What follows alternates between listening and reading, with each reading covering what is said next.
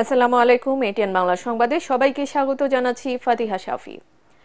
দক্ষিণ কোরিয়ায় বিধ্বস্ত বিমানের 181 আরোহীর মধ্যে 179 জনই মারা গেছেন, মাত্র 2 জনকে জীবিত অবস্থায় উদ্ধার করা গেছে। মর্মান্তিক এই বিমান দুর্ঘটনায় এত মানুষের প্রাণহানির ঘটনায় শোকে স্তব্ধ গোটা দেশ। শোকের ছায়া নেমে এসেছে মুয়ান আন্তর্জাতিক বিমানবন্দরে। সকালে থাইল্যান্ড থেকে দক্ষিণ কোরিয়ায় আসা বিমানটি অবতরণের সময় ল্যান্ডিং গিয়ারে ত্রুটি দেখা দেয়ায় বিধ্বস্ত হয় বলে প্রাথমিকভাবে ধারণা করছেন বিমানবন্দর কর্তৃপক্ষ। যাত্রীদের মধ্যে বেশিরভাগ দক্ষিণ কোরিয়া ও থাইল্যান্ডের। আরও জানাচ্ছেন শরীফুল ইসলাম। রোববার সকালে থাইল্যান্ডের রাজধানী ব্যাংকক থেকে জেজু এয়ারের 7C2216 ফ্লাইটটি 175 জন যাত্রী ও 6 জন ক্রু নিয়ে যাচ্ছিল দক্ষিণ কোরিয়ায়। দেশটির মুয়ান আন্তর্জাতিক বিমানবন্দরে অবতরণের সময় রানওয়ে থেকে ছিটকে গিয়ে পাশের দেওয়ালের সাথে সংঘর্ষ হয় বিমানটির। দুর্ঘটনার পর সামাজিক যোগাযোগ মাধ্যমে ছড়িয়ে পড়া ভিডিওতে দেখা যায় টুইন ইঞ্জিন এই প্লেনটি রানওয়ে থেকে ছিটকে গিয়ে বাউন্ডারি দেওয়ালে বিধ্বস্ত হয়। সঙ্গে সঙ্গেই আগুন ধরে যায় বিমানটিতে। কয়েক সেকেন্ডের মধ্যেই দুর্ঘটনাস্থল থেকে আকাশে কালো ধোঁয়ার কুণ্ডলী উঠতে থাকে। বিমান বিধ্বস্তের আগ মুহূর্তে অনেকেই স্মরণ করেছিলেন আল্লাহর নাম। ভিডিওতে দেখা যায় বিধ্বস্ত হওয়ার কয়েক সেকেন্ড আগে বিমানটি ল্যান্ডিং গিয়ার সম্পূর্ণভাবে প্রসারিত না করে অবতরণের চেষ্টা করছে। পাখির সঙ্গে সংঘর্ষের জেরে ল্যান্ডিং গিয়ারে ত্রুটি দেখা দেওয়ায় যাত্রীবাহী উড়োজাহাজটি দুর্ঘটনায় পড়ে বলে ধারণা করছেন বিমানবন্দর কর্তৃপক্ষ। দ্রুত ঘটনাস্থলে আসেন ফায়ার সার্ভিস ও বিমানবন্দরের বিভিন্ন বাহিনীর নিরাপত্তা কর্মীরা। একে একে উদ্ধার করা হয় যাত্রীদের মৃতদেহ। ক্রু সহ 181 আরোহীর মধ্যে মাত্র 2 জনকে ছাড়া আর কাউকেই বাঁচানো যায়নি বলে নিশ্চিত করেছে দক্ষিণ কোরিয়ার একটি সংবাদ সংস্থা। এত যাত্রীর প্রাণহানির ঘটনায় শোকে স্তব্ধ গোটা দেশ। নিহত যাত্রীদের বেশিরভাগই দক্ষিণ কোরিয়া ও থাইল্যান্ডের।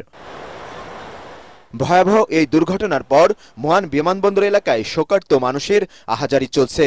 বিমান বিধ্বস্তের খবরে জরুরি বৈঠকে বসেন দক্ষিণ কোরিয়ার ভারপ্রাপ্ত প্রেসিডেন্ট চoi sang-mok। উদ্ধার অভিযান জোরদার করার নির্দেশ দেন তিনি। হতাহতের জন্য গভীর শোক ও সমবেদনা জানিয়েছেন বিভিন্ন দেশের সরকার প্রধানরা। শরীফুল ইসলাম, এটিএন বাংলা। সচিবালয়ে অগ্নিকাণ্ড সহ দেশের চলমান পরিস্থিতি নিয়ে ব্রিফিং করছে বৈষম্য বিরোধী ছাত্র আন্দোলন। আমরা এখন সরাসরি চলে যাচ্ছি সেখানে। 24-এর গণঅভ্যুত্থান, 24-এর এই বিপ্লব আমরা 90-এর মতো বেহাত হতে দিতে চাচ্ছি না, 69-এর মতো বেহাত হতে দিতে চাচ্ছি না। আমরা 71-এর মতো আমাদের এই 24-এর রক্ত ঝরা, 24-এর শহীদদের রক্তকে বৃথা যেতে দিতে চাচ্ছি না। আমরা মনে করি আমাদের এই 24-এর রক্ত ঝরানোর মধ্য দিয়েই, শহীদদের রক্তের বিনিময়ে নতুন বাংলাদেশ পুনর্গঠিত হতে হবে এবং এটাই হবে বাংলাদেশের ইতিহাসের সর্বশেষ অধিকারের জন্য তাদের রক্ত জড়ানো দেশের মানুষের। আমরা এরা ধারাবাহিকতা চাচ্ছি না। 24-এর গণঅভ্যুত্থানে বৈষম্য বিরোধী ছাত্র আন্দোলনের নেতৃত্ব দিয়েছে। বৈষম্য বিরোধী ছাত্র আন্দোলনের নেতৃত্বে সকল রাজনৈতিক দল রাজপথে নেমেছে, সকল সাধারণ মানুষ রাজপথে নেমেছে, সকল শ্রেণী পেশার মানুষ রাজপথে নেমেছে, সকল ধর্মের মানুষ রাজপথে নেমেছে, সকল জনগোষ্ঠী রাজপথে নেমেছে। গ্রামগঞ্জ থেকে শুরু করে শহরের দালান কোঠা থেকে, গ্রামের চলের কুড়িঘর থেকে শুরু করে শহরের দালান কোঠা থেকে মানুষ রাজপথে নেমেছে।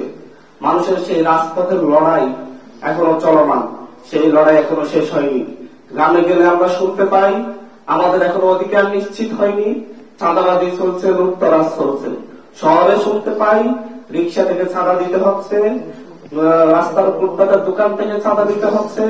আমরা শুনতে পাই যে হচ্ছে সবজির ভ্যান থেকেও চাঁদা দিতে হচ্ছে। প্রত্যেকটা জায়গা থেকে মানুষ এখনো মুখিয়ে আছে নতুন বাংলাদেশের। যারা জীবন দিয়েছে, লড়াই করেছে, তারা আমাদের দিকে তাকিয়েছে নতুন ঘোষণাপত্রে, তারা আমাদের দিকে তাকিয়েছে নতুন স্বপ্নের জন্য। যেহেতু বৈষম্যবিরোধী ছাত্র আন্দোলনের দিকে তাকিয়েই, বৈষম্যবিরোধী ছাত্র আন্দোলনের ডাকেই, আহ্বানেই তারা বিশ্বাস রেখেছে, এদেশের মানুষ আস্থা রেখেছে, সেই আস্থার বহিঃপ্রকাশ তারা দেখতে চায়।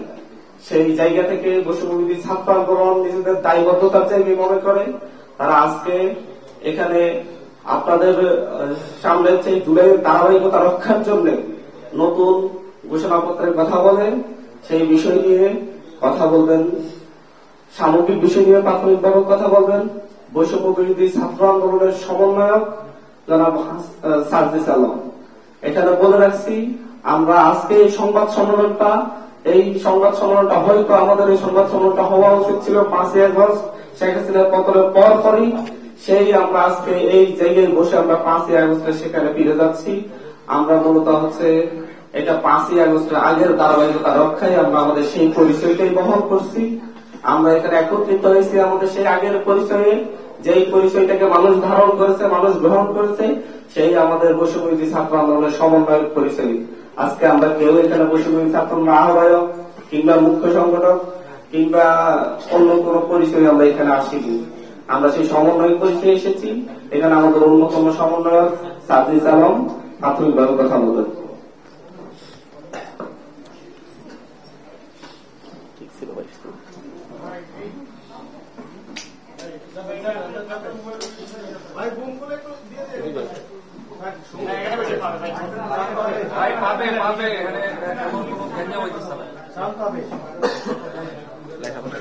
বৈষম্য বিরোধী ছাত্র আন্দোলনের অন্যতম সমন্বয়ক আব্দুল হান্নান মাসুদ।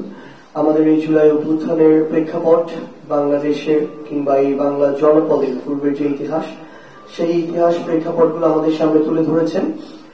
আমরা জাস্ট আমাদের জায়গা থেকে যে জিনিসটা মনে করি যে এই 24-এর অভ্যুত্থান হওয়ার পিছনে যে কারণগুলো ছিল, যে প্রেক্ষাপটগুলো ছিল, এই প্রেক্ষাপট 16 বছরে তৈরি হয়নি। এই প্রেক্ষাপট 53-54 বছরের প্রেক্ষাপট, এই প্রেক্ষাপট 250 বছরের প্রেক্ষাপট।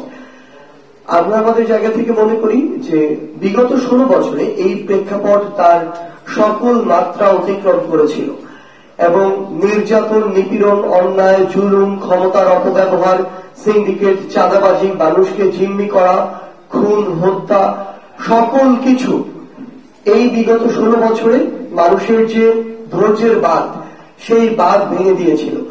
এবং সবশেষে আসলে এই 16 বছর এর নির্যাতন, নিপীড়ন শেষে এই 24-এর অভ্যুত্থানে, এই 24-এর কোটা সংস্কার আন্দোলন একটি যৌক্তিক আন্দোলন, একটি ছাত্রদের আন্দোলন দিয়ে শুরু হলেও এটি 5 অগস্টে গিয়ে শেষ হয় একটি বিপ্লবে। আমরা সেই জায়গা থেকে আসলে আমরা মনে করি যে আমাদের বিপ্লবের যে প্রথম যে ধাপ, একটি ধাপ মাত্র আমরা অতিক্রম করেছি এবং আমাদের এই জুলাই বিপ্লবের যে ঘোষণাপত্র, সেটি আমরা আমাদের জায়গা থেকে মনে করি অবশ্যই ঘোষণা করা আরো আগে প্রয়োজন ছিল। কিন্তু আমাদের জায়গা থেকে আমরা দেখেছি যে 2024-এর এই যে পুরো বাংলাদেশ রাষ্ট্রটির বিভিন্ন সিস্টেম, এই করাপ্টেড সিস্টেমগুলোকে একটি স্থিতিশীল অবস্থায় নিয়ে এসে সেখান থেকে কিছু করা, এটা একটা সময় সাপেক্ষ ব্যাপার হয়ে দাঁড়িয়েছে। কারণ সকলের যে সহযোগিতার প্রয়োজন ছিল একটি সিস্টেমকে সুন্দরভাবে সামনের দিকে এগিয়ে নিয়ে যাওয়ার জন্য, সেই সহযোগিতা এই রাষ্ট্র এই মুহূর্তে এই সিস্টেমের সকলের কাছে থেকে, সম্পৃক্ত যারা রয়েছেন তাদের কাছে থেকে প্রত্যাশা অনুযায়ী পায় না। সেই জায়গা থেকে কিছুটা বিলম্ব হলেও আমরা আমাদের জায়গা থেকে মনে করি যে বিগত 16 বছরে মানুষ কিভাবে আসলে অন্যায়, অত্যাচার, নিপীড়নের শিকার হয়েছে এবং কোন ঘটনাগুলোর প্রেক্ষাপটে এই অভ্যুত্থানটি সংগঠিত হয়েছে। মানুষ জীবনের মায়া না করে, রক্তের মায়া না করে, পরিবারের মায়া না করে রাজপথে নেমেছে এবং খুনি হাসিনার পতন হয়েছে। এই প্রেক্ষাপটগুলো এবং এই যে মানুষ রাজপথে নেমেছে, মানুষ রাজপথে জীবনের মায়া ত্যাগ করে নামার পিছনে কিছু কারণ ছিল। প্রত্যেক মানুষের মনে কিছু স্বপ্ন ছিল, আকাঙ্ক্ষা ছিল, একটা স্পিরিট ছিল। এই স্পিরিট গুলো কি ছিল এবং সামগ্রিকভাবে এই যে আমাদের জুলাই বিপ্লব, এই বিপ্লব থেকে আগামীতে বাংলাদেশের মানুষ যারা এই অভ্যুত্থানের সাথে সম্পৃক্ত ছিল, যারা ফ্যাসিস্ট বিরোধী আন্দোলনে প্রত্যক্ষ এবং পরোক্ষভাবে অংশগ্রহণ করেছিল, তাদের প্রত্যাশা কি, আশা, আকাঙ্ক্ষা কি। আমরা আমাদের জায়গা থেকে মনে করি এই সামগ্রিক বিষয়গুলো আমাদের এই জুলাই বিপ্লবের সামগ্রিক বিষয়গুলো একটি ঘোষণাপত্রে লিখিতভাবে লিপিবদ্ধ থাকা প্রয়োজন। দর্শক, সচিবালয়ে অগ্নিকাণ্ড সহ দেশের চলমান পরিস্থিতি নিয়ে ব্রিফিং করছিলেন বৈষম্য বিরোধী ছাত্র আন্দোলনের নেতারা।